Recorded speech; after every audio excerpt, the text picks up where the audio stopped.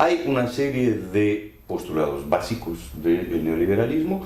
Lo fundamental es la voluntad de emplear al Estado para producir mercado. Y es en términos generales, una gran estrategia de privatización, es decir, de supresión de lo público en beneficio de los mercados, en beneficio de lo privado.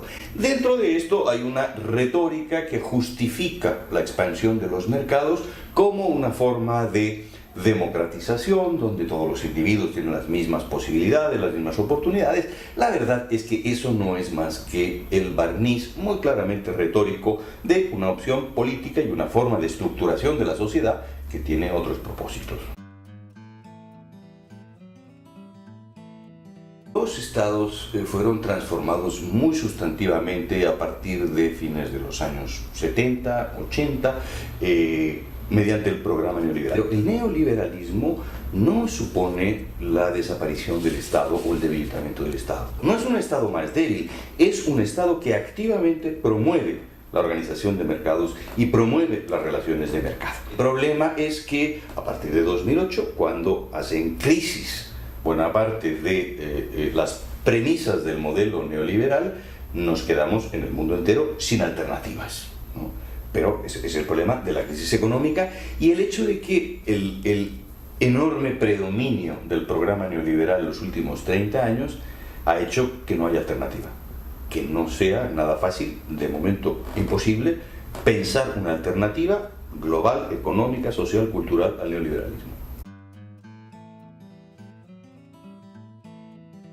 La relación de México con Estados Unidos tiene tres grandes componentes, que son el comercio, la migración y la seguridad. En esos tres campos hay intereses, a veces coincidentes, a veces contradictorios, pero son las tres grandes arenas en que se decide o se dirime la relación bilateral. En este momento, toda la atención del gobierno mexicano se ha puesto en mantener la relación comercial y en particular el Tratado de Libre Comercio. A mi juicio es un error, porque es el área que necesitaba menos atención. Una salida de Estados Unidos perjudicaría algunas áreas de la economía mexicana, sin duda, podría ser desagradable, sin duda. Significaría que las relaciones se regirían por lo que establece la Organización Mundial de Comercio. Bien, impuesto de 3%.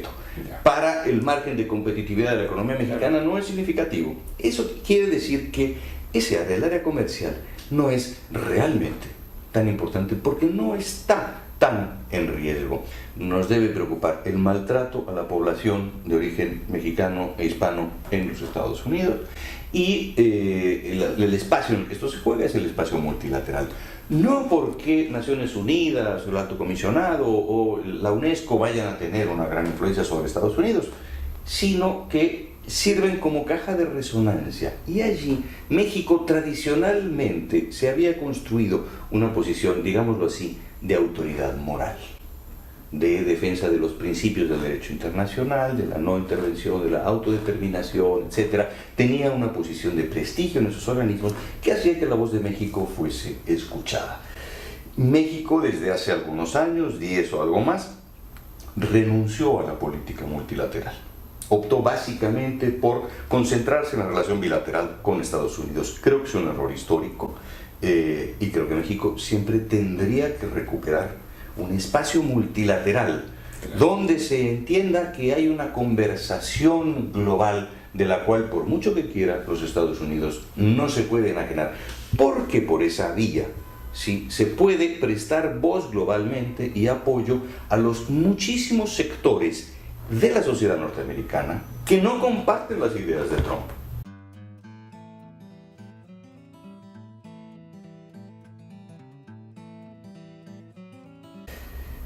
La relación entre México y España tuvo un momento de particular intensidad en los primeros 30 años del siglo XX.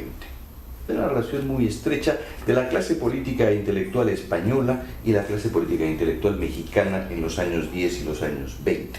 Cuando uno lee el gran programa de la República, era reforma agraria, educación pública, Estado laico, separación de la Iglesia y el Estado, profesionalización del ejército y, por supuesto, legislación laboral.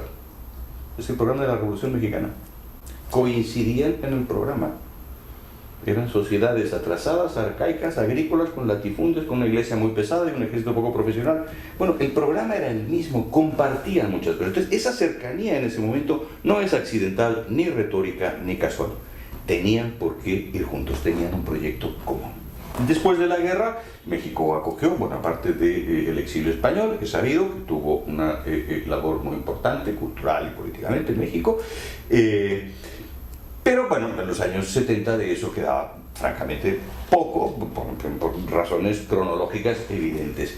Y cuando se restablecen las relaciones y de entonces hacia acá, pues hay normalmente un reconocimiento retórico de la importancia de la relación entre los dos países y nada más. O sea, la relación ha sido más bien escasa y retórica.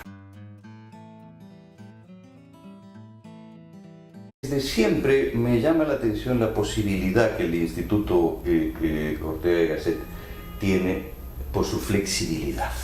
La posibilidad de tener profesores que están un semestre o 3 meses, programas que duran más o menos tiempo, estancias más cortas o más largas, la flexibilidad que no suelen tener las universidades españolas. Esa flexibilidad es la que me ha permitido a mí venir, que fue los motivos cuando yo por primera vez vine aquí a la fundación, y he venido cada año. Yo venía en los años 80 porque quería venir al seminario de Ignacio Sotelo que se impartía aquí, seminario de Carmen Iglesias que se impartía aquí, Ezequiel Gallo, Tulio Alperín, que los seminarios se impartían en este lugar. Queríamos estar en este lugar porque era el lugar intelectualmente más interesante. Ese, digamos, era un lugar de efervescencia intelectual extraordinariamente interesante. Esa flexibilidad la conserva la Ortega y esa posibilidad la sigue conservando siempre la Ortega. Ese es el principal atractivo que yo veo.